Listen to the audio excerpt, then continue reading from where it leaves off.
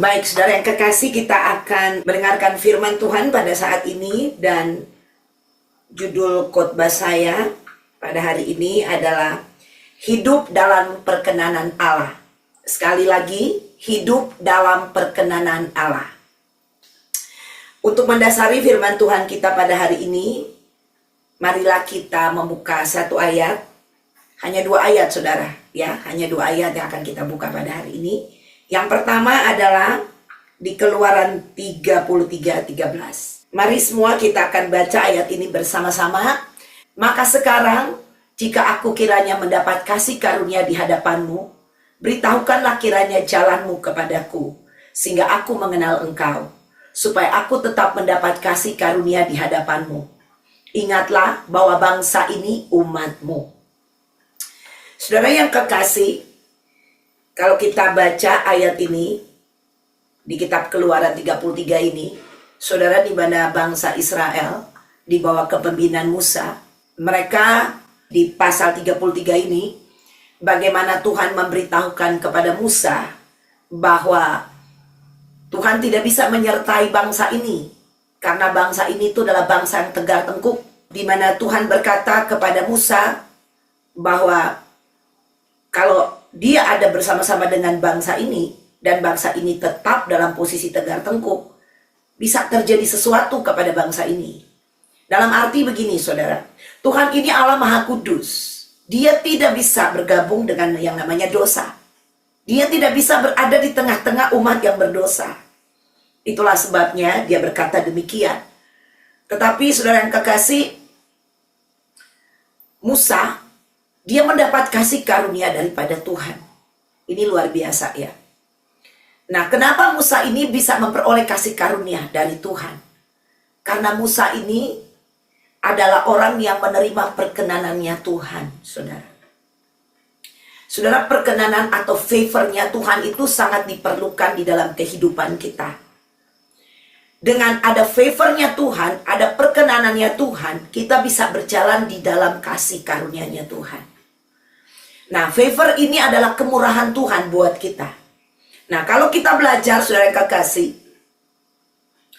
kita belajar di peristiwa daripada bangsa ini, di mana Allah yang tidak bisa bergaul dengan dosa, saudara. Dan akhirnya kita lihat Tuhan Yesus harus datang ke dunia ini menjadi berdosa karena umat manusia. Ya, nah itu semua karena perkenanan Allah kepada manusia. Nah, saya mau kasih satu cerita di Alkitab supaya kita bisa membayangkan arti perkenanan ini. Saudara,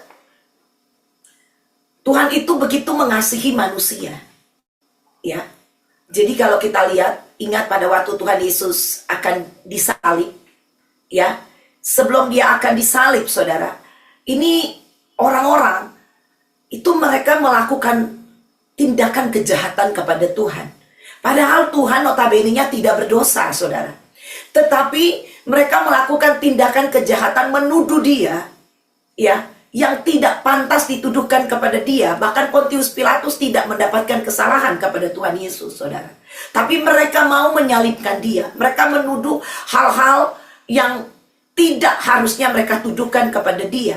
Dan bahkan mereka bukan hanya menuduh, saudara, tapi mereka juga menganiaya Tuhan. Ya, dan mereka lah akhirnya Tuhan mati di atas kayu salib. Mereka salibkan, mereka bunuh Tuhan. Walaupun Tuhan Yesus harus datang ke dunia ini untuk menebus manusia dari dosa, saudara, tetapi jalan yang dipakai atau jalan yang dipakai sampai dia naik ke atas kayu salib itu, saudara yang kekasih, itu jalan yang dilakukan oleh para orang-orang yang melawan Tuhan ini tuh sangat keji, saudara. Ya. Jadi kalau kita lihat, mereka membunuh Tuhan, mereka menghancurkan, bahkan mereka menghukum saudara orang yang tidak berdosa ini. Dan Tuhan berkata demikian, Bapa, ampunilah mereka, sebab mereka tidak tahu apa yang mereka perbuat. Siapa pernah dengar statement ini, pernah baca statement ini di Alkitab? Nah, hampir semua kita pernah baca firman Tuhan ini. Saudara, artinya apa? Dia berkata, Bapa, ampunilah mereka, sebab mereka tidak tahu apa yang mereka perbuat. Saudara, pertanyaan saya, Kira-kira Tuhan tahu nggak yang mereka perbuat itu jahat kepada dia? Tahu. Apakah yang diperbuat orang-orang itu adalah perbuatan yang baik atau perbuatan yang jahat, saudara? Perbuatan yang jahat. Semua kita tahu. Tetapi Tuhan berkata, ampunilah mereka karena mereka tidak tahu apa yang mereka perbuat. Ini statement yang luar biasa sekali, saudara. Betul? Kita memang diajarkan Tuhan untuk mengampuni orang yang bersalah kepada kita, betul? Ya, ampuni mereka yang bersalah kepada kita. Ya, malah disuruh kita memberkati orang yang bersalah kepada kita. Tetapi orang itu bersalah. Tetapi ini dia katakan, ampunilah mereka karena mereka tidak tahu apa yang mereka perbuat. Saudara, ini saya melihat ini adalah satu gambaran atau ini merupakan isi hati Allah, isi hati Tuhan yang sangat mengasihi manusia dan mengampuni semua perbuatan yang mereka lakukan kepada Dia. Ya, ampunilah mereka sebab mereka tidak tahu apa yang mereka perbuat. Saudara, ini sesuatu bukan Tuhan tidak tahu apa yang mereka perbuat. Tuhan tahu apa yang mereka perbuat itu salah. Tapi di dalam hal ini, Dia tidak memperhitungkan kesalahan manusia. Ada amin? Ya, sudah ini luar biasa. Kalau Dia memperhitungkan satu aja, nah sama seperti yang barusan kita baca. Ya, di kitab Keluaran ini. Dia nggak bisa bergaul dengan dosa. Dan bangsa ini komplain terus. Harusnya murka, harus dicurahkan. Tetapi ini luar biasa. Di Keluaran 33 ayat 13. Musa bilang begini kepada Tuhan. Maka sekarang, jika aku kiranya mendapat kasih karunia di hadapanmu, beritahukanlah kiranya jalanmu kepadaku. Ya, jadi orang-orang yang hidup di bawah kasih karunia Tuhan adalah orang-orang di mana Tuhan berkenan kepada mereka. Amin. Siapa di sini yang sudah menerima kasih karunia Tuhan? Belum semua angkat tangan. Saudara, dikatakan karena begitu besar kasih Allah akan dunia ini, Dia mengaruniakan anaknya yang tunggal. Ya, karena begitu besar kasih, Dia mengaruniakan, nah itu kasih karunia, betul?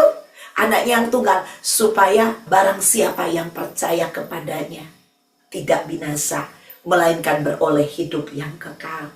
Jadi kita-kita ini yang telah percaya kepada Tuhan, menjadikan Dia Tuhan dan Juru Selamat kita, kita harus percaya kita adalah orang-orang yang telah menerima kasih karunia-Nya Tuhan. Amin. Nah, ini kita harus percaya, saudara. Ya. Dan kenapa kita bisa menerima itu? Karena Tuhan berkenan kepada kita. Amin. Yang tadi saya sudah katakan, ampunilah dosa mereka. Harusnya kita nggak berkenan. Ya, tapi dengan Yesus datang ke dunia ini, Dia mati di atas kayu salib, kita menjadi orang-orang yang menerima perkenanannya Tuhan. Kalau kita tidak menerima perkenanannya Tuhan, tidak mungkin kita bisa berjalan di dalam kasih karunia. Makanya Musa berkata, maka sekarang jika aku kiranya mendapat kasih karunia di hadapanmu, beritahukanlah kiranya jalanmu kepadaku. Saudara yang kekasih, orang-orang yang berjalan di dalam kasih karunia Tuhan, hari ini saudara, harusnya orang-orang ini hidup di dalam perkenanan Allah selama-lamanya. Harusnya demikian. Kalau orang-orang ini tidak mundur, saudara.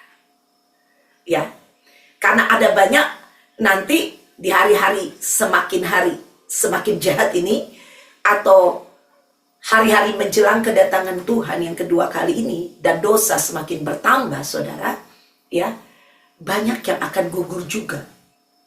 Ya, artinya gugur di sini orang-orang yang akan murtad, yang akan menjual iman percayanya dia. Itulah sebabnya Marilah kita hidup di bawah kasih karunia Tuhan senantiasa. Amin. Sehingga perkenanan Tuhan yang sudah diberikan kepada kita akan terus berlangsung di bawah kasih karunia-Nya sampai di garis akhir.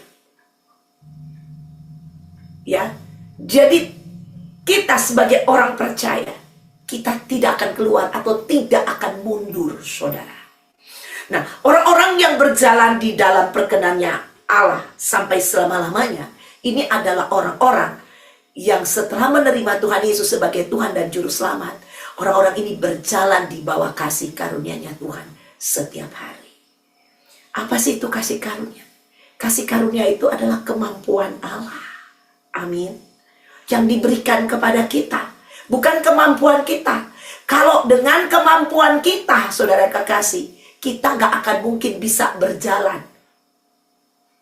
di dalam dunia yang penuh dengan kegelapan ini.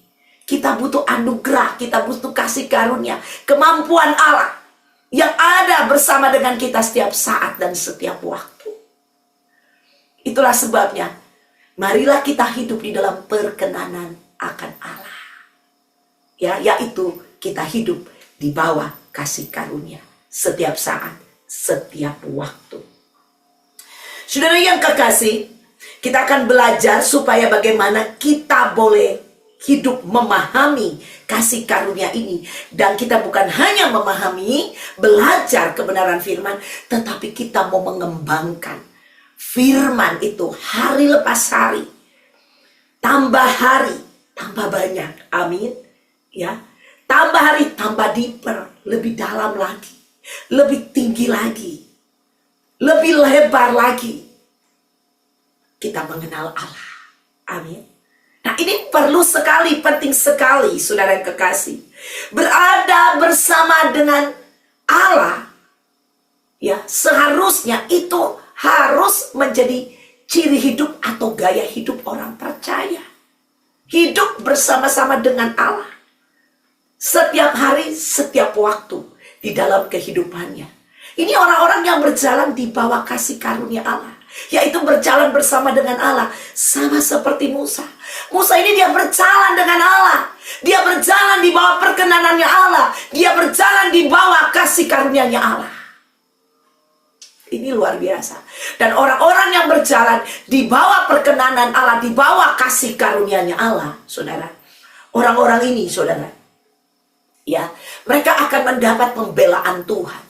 Dan mereka akan mendapat yang namanya perlindungan Tuhan. Mereka akan diangkat oleh Tuhan, dikeluarkan dari kegelapan-kegelapan yang ada di dunia ini. Bahkan, saudara yang kekasih, orang-orang yang berjalan di bawah kasih karunia Tuhan ini, saudara, orang-orang ini doa-doanya didengar oleh Tuhan. Orang-orang yang berjalan di bawah kasih karunia ini, saudara, iblis bisa aja melemparkan sesuatu kepada orang ini, tetapi Tuhan akan mengubah itu menjadi kebaikan buat orang ini. Dan orang-orang ini akan berjalan di dalam keberhasilan dan keberuntungan di dalam kehidupannya. Orang-orang ini akan berjalan di dalam kemenangan lepas kemenangan. Orang-orang ini akan mengenal Allahnya. Tambah hari, tambah dalam. Nah, ini luar biasa, saudara yang kekasih. Penting sekali kita hidup di bawah kasih karunia. Karena kita sudah ada di dalam perkenanan Allah. Amin. Ya. Itulah sebabnya kita terus berjalan di bawah kasih karunia ini. Karena orang-orang yang di luar perkenanan Allah tidak mungkin bisa berjalan di bawah kasih karunia. Sebenarnya Allah begitu mengasihi dunia ini. Sebenarnya Dia berkenan kepada seluruh manusia yang hidup di dunia ini. Tetapi manusia ini tidak mau datang dan percaya menerima kasih karunia Allah. Tuhan sudah mengampuni dosa seisi dunia ini. Tetapi tidak semua yang mau datang dan percaya terhadap pengampunan itu. Makanya orang-orang di luar sana, kenapa orang-orang ini tidak diselamatkan? Bukan karena mereka tidak menerima perkenanan Allah, tetapi karena mereka tidak mau percaya kepada Allah. Maka dikatakan, karena begitu besar kasih Allah akan dunia ini, Dia telah mengaruniakan anaknya yang tunggal. Amin. Sehingga barang siapa yang percaya kepada Dia tidak binasa, melainkan beroleh hidup yang kekal. Percaya. Jadi harus percaya ada perkenanan Allah untuk dunia ini. Karena kalau tidak ada perkenanan Allah, tidak mungkin kasih karunia bisa berjalan di dalam kehidupan kita. Haleluya.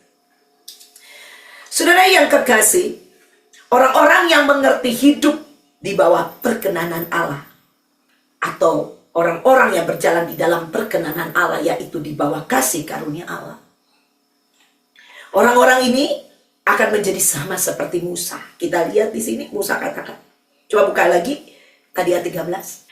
Maka tadi udah ya. Maka sekarang jika aku kiranya mendapat kasih karunia di hadapanmu, of course dia mendapat ya. Kalau kita lihat di ayat 12 itu di mana Musa mengulangi perkataan Tuhan, Tuhan memberikan kasih karunia kepada dia dan dikatakan, beritahukanlah kiranya jalanmu kepadaku sehingga aku mengenal engkau, supaya aku tetap mendapat kasih karunia di hadapanmu. Ingatlah bahwa bangsa ini umatmu. Ya, di sini Musa berkata kepada Tuhan bahwa Tuhan, beritahukanlah jalanmu kepadaku. Saudara, engkau berhak untuk meminta kepada Tuhan, untuk mengerti jalannya Tuhan di dalam hidupmu. Ini penting sekali. Kalau kita tidak mengerti jalannya Tuhan, bagaimana kita mau berjalan di sana? Dan Musa, dia memutuskan untuk tidak berjalan kalau dia tidak tahu jalannya Tuhan. Penting sekali di dalam kehidupan kita untuk kita mengerti jalan Tuhan. Dan jangan berjalan, saudara, kalau kita belum tahu jalan itu jalannya Tuhan. Tetapi banyak orang percaya itu, saudara, mereka menghabiskan waktu berjalan di dalam jalannya sendiri dan tidak memperoleh apa-apa yang Tuhan sediakan buat mereka. Karena mereka mau berjalan dengan keinginannya sendiri, kemauannya sendiri. Saudara, kalau Anda belajar tentang Musa, dia orang yang telah menerima kasih karunia itu. Tuhan berkenan kepada dia dan dia telah menerima kasih karunia itu. Saudara, Tuhan berbicara kepada Musa seperti seorang sahabat berbicara kepada temannya, kepada sahabatnya. Bayangkan seperti itu keintimannya, kedekatannya seperti itu. Musa itu dia cinta hadirat Tuhan. Orang-orang yang berjalan di bawah kasih karunia Tuhan, orang-orang ini akan berjalan di dalam jalannya Tuhan. Sebelum jalan Tuhan dia lihat, dia tidak akan mau berjalan. Itulah sebabnya, saudara yang kekasih, kalau kita lihat bangsa Israel ini, mereka dipimpin oleh tiang awan dan tiang api, betul? Di mana kalau tiang api itu berhenti, saudara, semua mereka berhenti. Dan kalau tiang awan itu, saudara, demikian. Di siang hari tiang awan yang memimpin, di malam hari tiang api. Ya. Jadi, kalau itu berhenti, mereka berhenti. Kalau itu berjalan, mereka berjalan, saudara. Mereka harus benar-benar sungguh-sungguh bergantung di dalam jalannya Tuhan. Karena jalan yang mereka tempuh itu, saudara, adalah jalan di mana mereka tidak tahu di depannya ada apa. Situasi keadaannya itu, saudara, namanya di gurun, ya, itu mengerikan sekali. Nah, kalau kita tidak tahu, tidak ada GPS-nya, bagaimana kita mau pergi ke tanah Kanaan?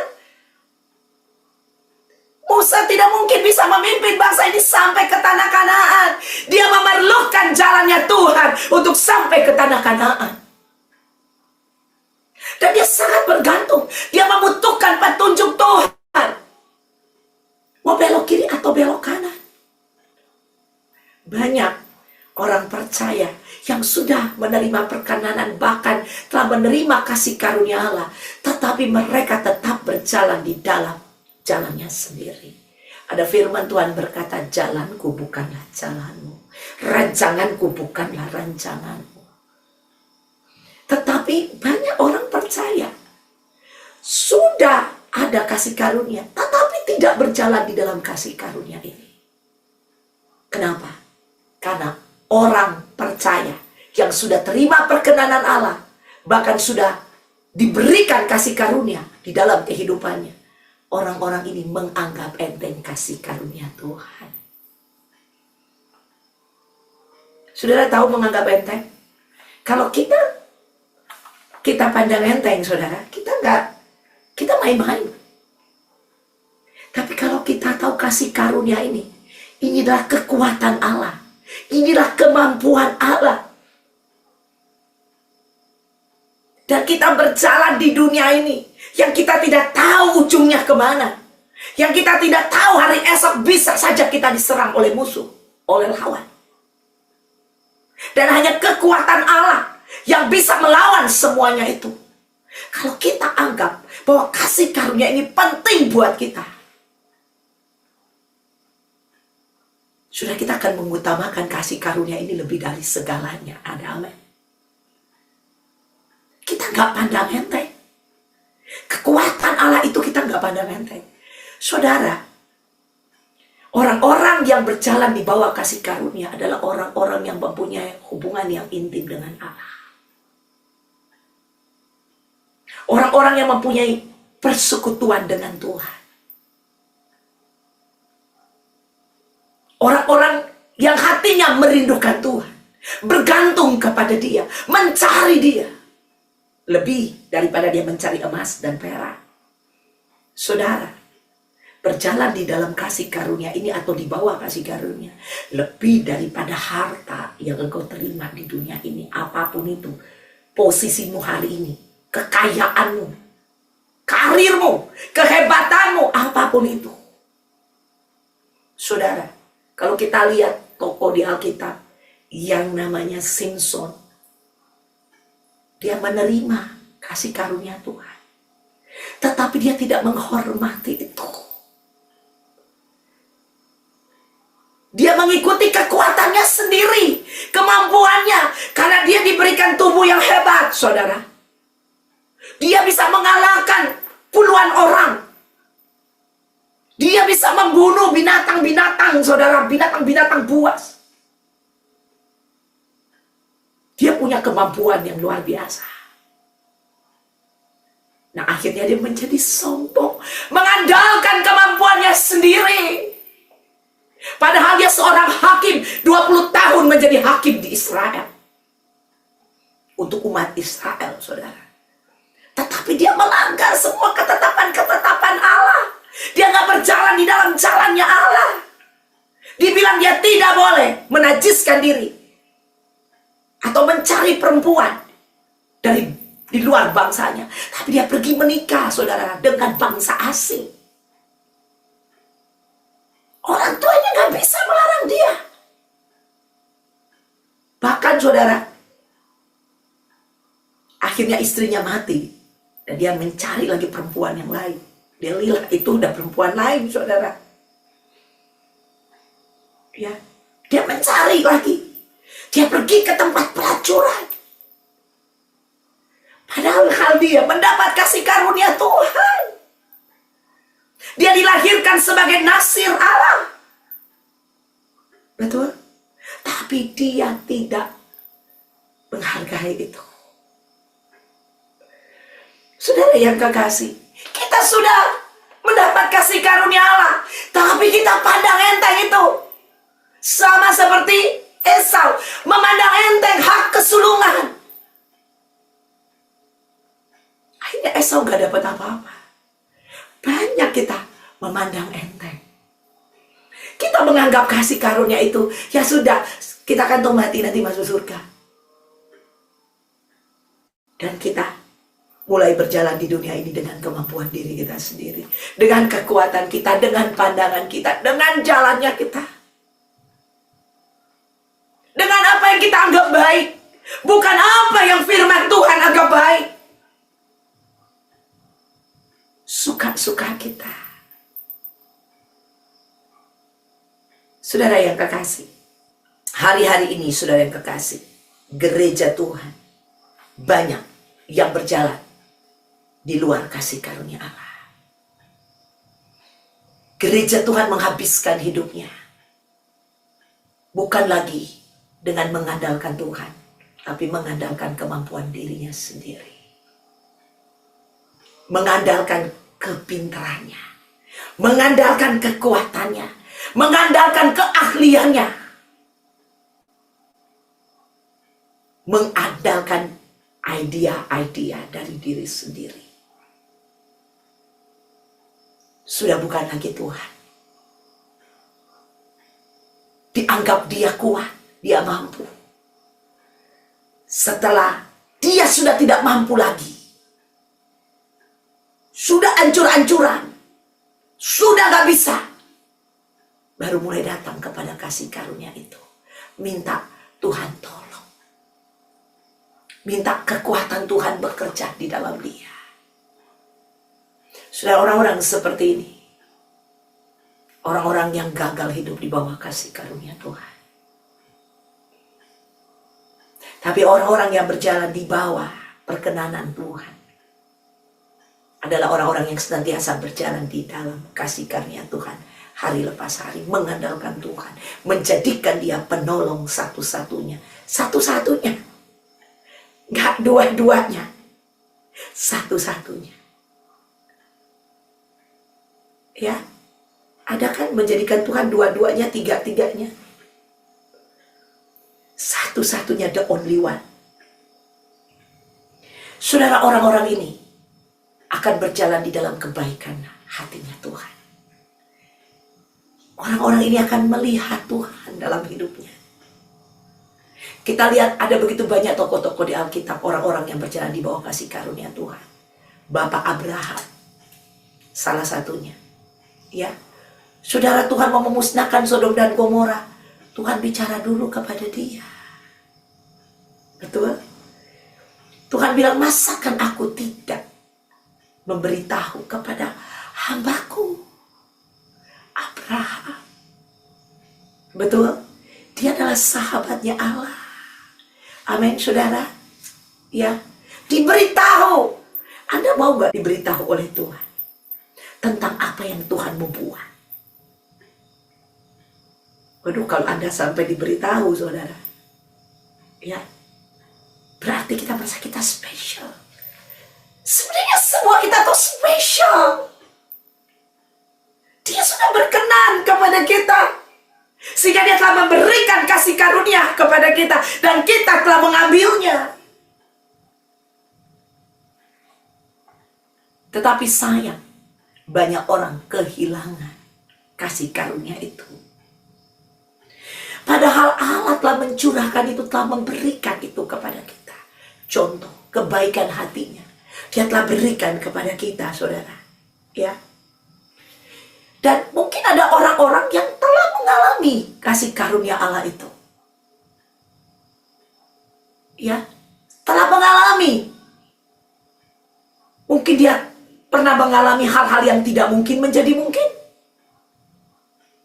Kalau keselamatan, of course, semua kita mengalami, amin. Orang yang percaya kepada dia pasti masuk surga. Ya. Dan ada hal-hal yang dia sudah alami bersama dengan Tuhan, melihat perbuatan-perbuatan Tuhan yang ajaib dalam kehidupannya. Ya, dan orang ini sudah pernah mengalami hidup di hadirat Tuhan. Tetapi orang ini akhirnya hidup di dalam kenyamanan. Ya, merasa bahwa, waduh, Tuhan begitu baik. Tuhan sudah berikan ini. Seolah-olah sudah tidak ada problem lagi, gak ada situasi. Dan orang ini menjadi sangat nyaman. Sehingga akhirnya orang ini menjadi santai. Mulai memudar. Yang tadinya berjalan dalam kasih karunia, mengalami Allah dalam hidupnya, mengalami Tuhan yang dahsyat, pertolongan Tuhan, penyertaan Allah, kebaikan Tuhan, doa-doanya didengar oleh Allah, disembuhkan oleh Tuhan, mengalami mujizat demi mujizat, dan mulai pudar. Kemuliaan Allah, amin, tidak lagi ada hubungan yang intim di sana dengan Allah. Mulai keluar dari kasih karunia. Faktanya demikian, saudara yang kekasih. Tetapi ada banyak orang juga memanfaatkan datang kepada Tuhan setelah sudah memperoleh apa yang mereka doakan. Mereka melupakan Tuhan. Mereka menganggap seperti Tuhan tidak ada. Seperti mereka lah the toko, mereka lah the center of mereka punya hidup. Tuhan menjadi nomor berapa? Ini memanfaatkan Tuhan namanya. Kalau butuh datang kepada Tuhan, giliran doanya dijawab sama Tuhan, melupakan Dia. Ada berapa banyak dalam kehidupan kita seperti itu? Doa, minta supaya Tuhan tolong. Aku udah gak mampu Tuhan, aku udah gak sanggup Tuhan, tolong. Dan Tuhan ada di sana menolong. Kasih karunia-Nya, kekuatannya bekerja, kemampuannya bekerja, sehingga hal yang tidak mungkin menjadi mungkin. Ada amin. Tetapi Tuhan hanya dimanfaatkan. Bagi yang lain juga, mungkin mereka tahu kasih karunia Allah ada, kekuatan Allah, kemampuan Allah. Mereka tahu Allah berkuasa, Allah sanggup melakukan yang tidak mungkin menjadi mungkin. Tetapi mereka tidak sungguh-sungguh mengandalkan kasih karunia itu atau kekuatan Allah itu sendiri. Mereka lebih ditarik oleh perkara-perkara kedagingan, perkara-perkara dunia, menarik mereka lebih kuat. Sehingga akhirnya mereka tidak bisa datang, punya persekutuan yang intim lagi dengan Tuhan, bersekutu dengan Tuhan, merenungkan kebenaran firman Tuhan. Sudah tidak menjadi prioritas-prioritas di dalam hidup mereka lagi. Bahkan tidak ada kesukaan lagi. Firman Tuhan hanyalah kewajiban, bukan kesukaan. Ya, karena tidak tertarik.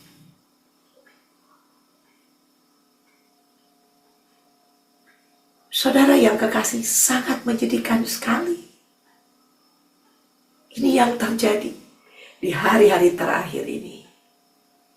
Dikatakan secara lahiriah, mereka itu beribadah kepada Tuhan. Seperti ini, datang beribadah kepada Tuhan. Tetapi dikatakan sesungguhnya mereka memungkiri kekuatan ibadah itu. Tidak ada lagi faedahnya, manfaatnya. Alkitab menjadi satu cerita yang membosankan buat mereka. Tidak tertarik lagi, lebih tertarik menjat sana, menjat sini, lihat sana, lihat sana. Alkitab sudah tidak tertarik lagi. Duduk bahkan di gereja, khotbah agak lama sedikit bergelisah. Tidak punya kerinduan lagi yang sungguh-sungguh. Gak ada. Gak ada.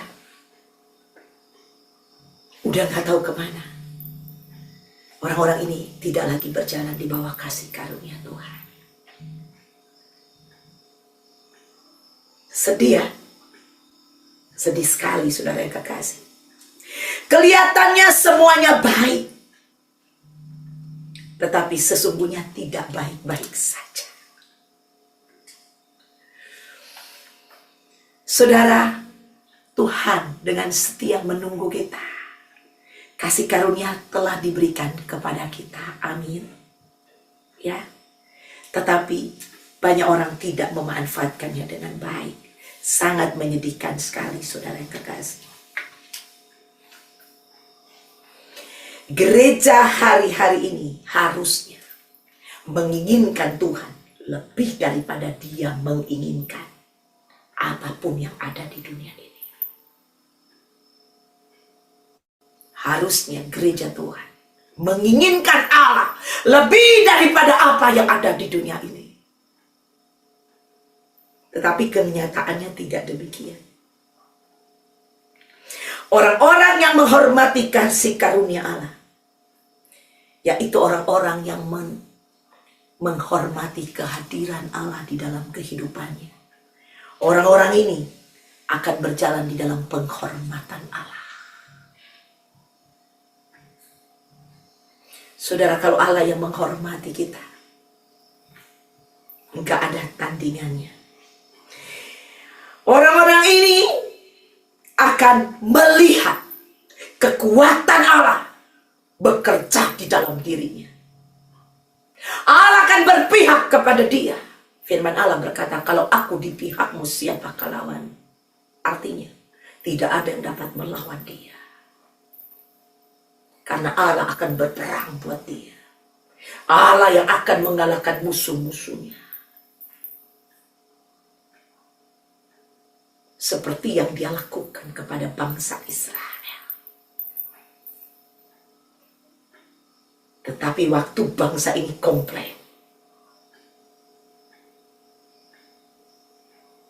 murkanya yang turun, saudara. Ini perjanjian lama, tapi di perjanjian baru. Pada waktu kita nggak berjalan di bawah kasih karunia, bukan murka, saudara. Karena zaman sekarang, zaman anugerah, di mana Tuhan datang bukan untuk menghakimi dunia, tapi dia datang untuk menyelamatkan dunia. Penghakiman itu nanti. Tapi waktu kau keluar, di luar kasih karunia, engkau sedang berjalan di bawah karunia dunia. Tahu karunia dunia yang akan menghancurkan kita. Kelihatannya baik, tapi sesungguhnya menghancurkan hidupmu. Makanya banyak orang di akhir hidupnya tetap percaya kepada Tuhan dan pergi ke surga, tetapi sepanjang hidupnya menderita. Bahkan tidak memenangkan jiwa buat kerajaan Allah. Karena sukar bagi dia untuk memenangkan satu jiwa pun. Sukar bagi dia. Bahkan ada orang-orang selama hidupnya tidak pernah memenangkan jiwa bagi kerajaan Allah. Padahal amanat agung Tuhan, pergi jadikan segala bangsa itu muridku. Tapi gak ada satu pun yang bisa dimenangkan. Gak bisa jadi saksi, gak bisa jadi berkat. Karena orang-orang ini sudah berjalan di luar kasih karunia. Tidak ada kuasa lagi. Waktu ngomong orang udah gak anggap perkataannya.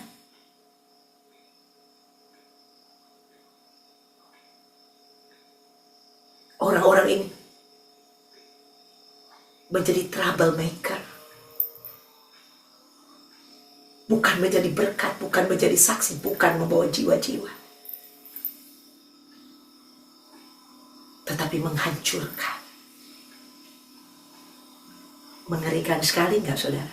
Sangat mengerikan sekali. Berjalan di luar kasih karunia Tuhan.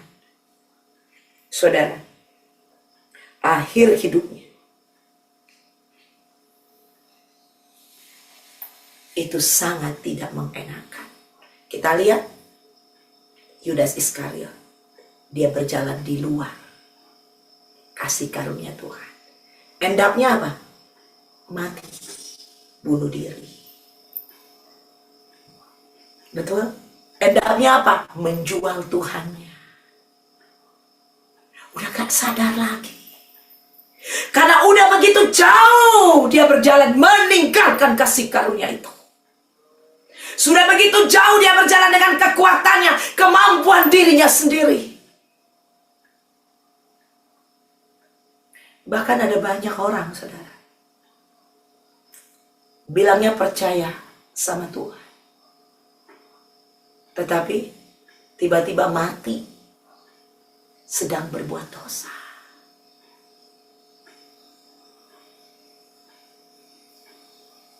Hati-hati, dosa akan semakin bertambah. Dosa akan mencapai klimaks. Hati-hati, saudara. Kalau kita di luar kasih karunia, hati-hati. Hati-hati, saudara yang kekasih. Sebagai individu, harusnya kita adalah gereja Tuhan, pribadi di hadapan Allah. Harusnya sebagai individu yang adalah gereja, harusnya kita mensupport pekerjaan Tuhan di muka bumi ini. Harusnya demikian. Bukan kita lari dari pekerjaan Tuhan, bukan kita menjauh dari pekerjaan Tuhan. Bahkan begitu banyak orang mundur dari pelayanan, mundur dari melayani Tuhan. Banyak orang merasa, ya sudah, saya jadi anggota jemaat aja, saya udah nyaman. Saudara yang kekasih, mengerikan sekali.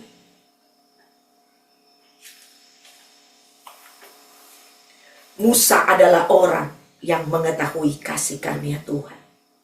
Seorang pribadi yang hidup di bawah kasih karunia Tuhan. Saudara yang kekasih, harusnya kita pun demikian. Musa dia berkata kepada Tuhan, Tuhan,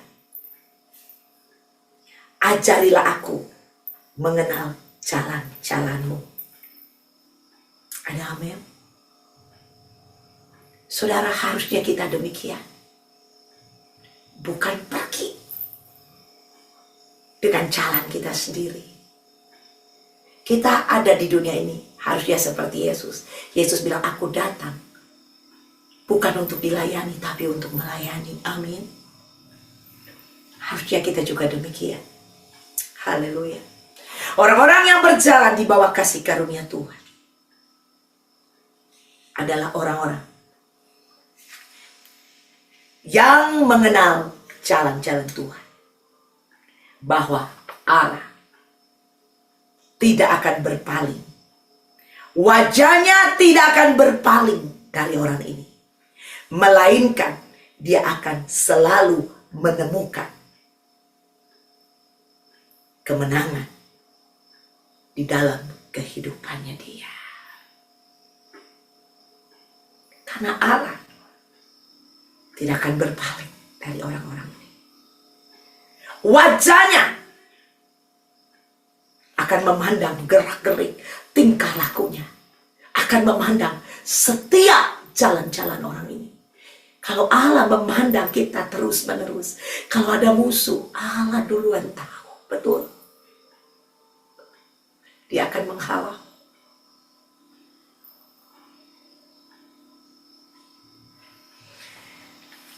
Saudara, untuk kita bisa mempertahankan hidup di bawah kasih karunia, kita buka Ulangan 5 ayat 33 ayat yang terakhir. Segenap jalan yang diperintahkan kepadamu oleh Tuhan Allahmu, haruslah kamu jalani, supaya kamu hidup dan baik keadaanmu, serta lanjut umurmu di negeri yang akan kamu duduki. Wow. Saudara, orang-orang yang telah berjalan di bawah kasih karunia, orang-orang ini harus mempertahankannya dengan hidup taat kepada semua perintah Tuhan. Dan janji firman Allah, hiduplah dengan taat, ya, di ayat 33 ini, kepada segala yang diperintahkan kepadamu oleh Tuhan Allahmu, supaya engkau hidup baik dan lanjut umurmu. Wow, panjang umur. Bukan hanya panjang umur, hidupnya baik. Ada banyak orang panjang umur tapi sakit-sakitan buat apa? Mau jalan aja dengkulnya udah sakit. Ya buat apa? Udah gak maksimal. Tapi kalau Anda belajar tentang Musa, waktu Musa mati, saudara, umur berapa? 120 tahun.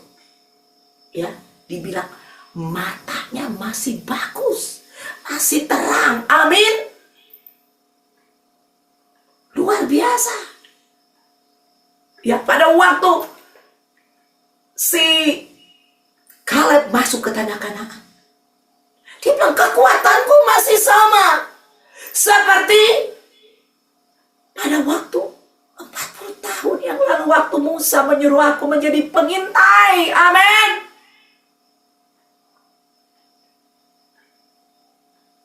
Sekarang pertanyaan, kalau secara manusia, beda nggak kekuatan 40 tahun yang lalu sama sekarang? Yang udah umur 40 di atas. Nah, beda lah. Benar? Apalagi kalau orang udah punya umur 60, 70. Waduh, waktu 20 gue udah masih kuat, masih ini. Waduh, sekarang udah 60, udah beda. Tetapi Kaleb bilang, kekuatanku masih sama. Dia bilang sama Joshua, berikan aku Hebron. Aku mau merebutnya. Dan dia berperang untuk merebut Hebron, saudara. Luar biasa. Di Hebron tinggal orang raksasa. Benar? Tapi dia berjalan di bawah kasih karunia-Nya Tuhan. Kekuatan Allah yang ada sama dia, bukan kekuatan dia. Kalau kekuatan manusia, udah pastilah beda 40 tahun, benar? Tapi kekuatan Allah tidak berubah dulu, sekarang, sampai selama-lamanya. Itu yang membuat Kaleb menjadi perkasa dan dia rebut itu Hebron. Ada amin. Apa yang Anda mau rebut?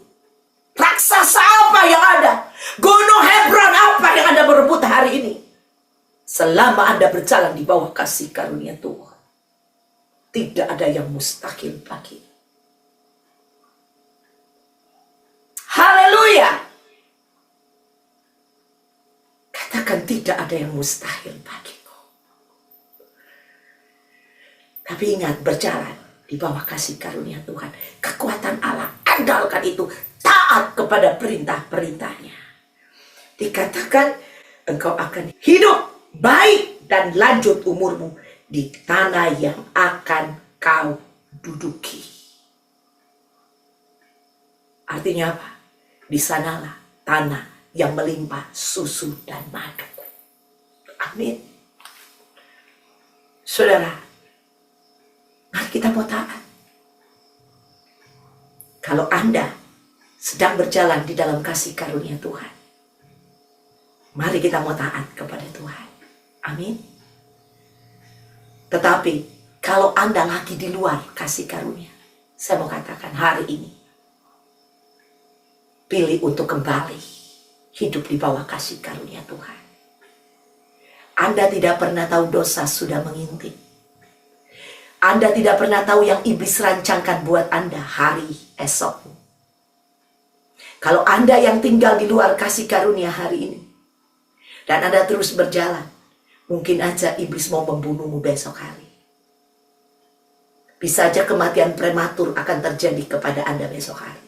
Tapi kalau hari ini kau balik kepada dia, kepada kasih karunia-Nya, saya percaya kematian prematur tidak akan menjadi milik Anda.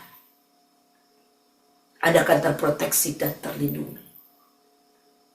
Tetapi kalau Anda memilih, hati-hati, hari ini ambil keputusan untuk kembali kepada kasih karunia.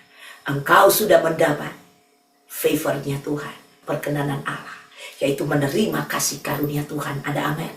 Mari kita terus berjalan di dalam kasih karunia dengan hidup bergantung kepada Allah, kepada kekuatannya, kepada kemampuannya, bukan dirimu sendiri.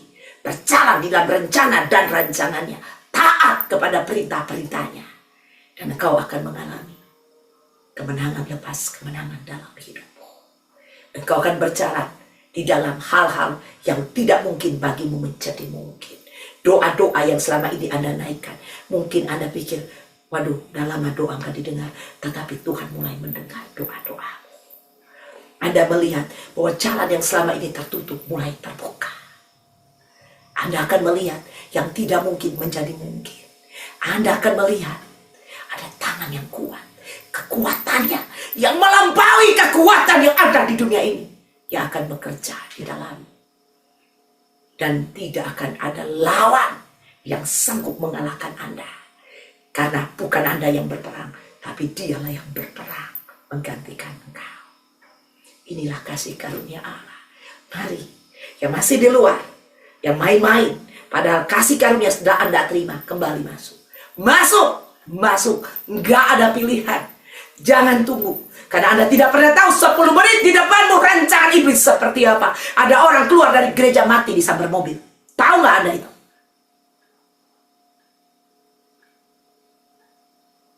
Kalau udah waktu Tuhan, it's okay. Tapi kalau mati dibunuh iblis, anak-anak Ayub dibunuh sama iblis. Ya. Yudas Iskariot dibunuh sama Tuhan.